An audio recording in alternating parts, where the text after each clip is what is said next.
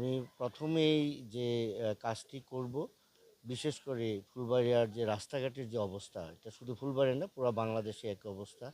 রাস্তাঘাট ভেঙে মেসাকার হয়ে গেছে সব।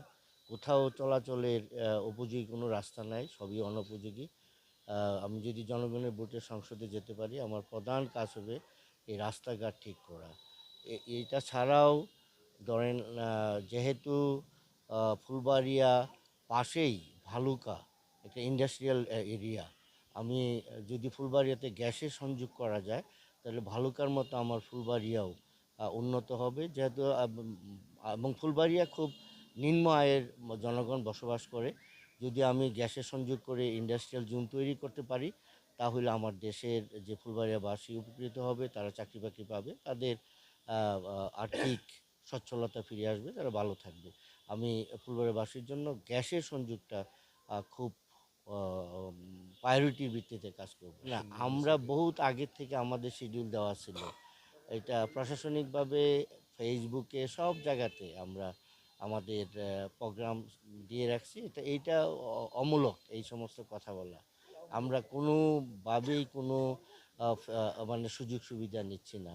10 জনের জন্য যে অবস্থা, আমার জন্য ঠিক একই অবস্থা। বিগত 17 বছর আমরা আন্দোলন সংগ্রাম করেছি, আমরা জনগণের পাশে ছিলাম। জনগণ বিগত দিনে ভোট দিতে পারে নাই, উদ্গ্রীব হয়ে আছে 12 তারিখের জন্য। 12 তারিখ জনগণ ধানের শীষে ভোট দিয়ে বাংলাদেশ জাতীয়তাবাদী দল বিএনপিকে জয়যুক্ত করবে। আমি দীর্ঘ 22 বছর যাবৎ তৃণমূলের আর নেতাকর্মী জনগণের সাথে কাজ করে যাচ্ছি। এই 22 বছর যে শ্রম, যে ত্যাগ আমি জনগণের পাশে থেকে দিয়েছি, তাতে আমার বিশ্বাস জনগণ আমাকে এবং ধানের শীষকে, যেহেতু ধানের শীষকে জনগণ প্রায় 80% লোক ধানের শীষ পছন্দ করে, তো হিসাবে জনগণ ধানের শীষে ভোট দেবে, আমাকে জয়যুক্ত করবে। এই যে এখনও ওইরকম ক্লিয়ার কোনো কিছু না হানা ভোটের ব্যাপারে, তো আমরা জনগণকে ব্রিফ করবে এ ব্যাপারে। আমি এই মুহূর্তে কোনো কিছু বলতে চাচ্ছি না। আমার দল যেটা সিদ্ধান্ত দিবে, এখন আমরা দলের কাছ থেকে ওইরকম কোনো ক্লিয়ারেন্স পাই নাই। যখন দল সিদ্ধান্ত দিবে, আমরা জনগণকে যে মাদক মুক্ত একটা সমাজ গঠন কিভাবে করা যায়, সেটা অবশ্যই চেষ্টা করব।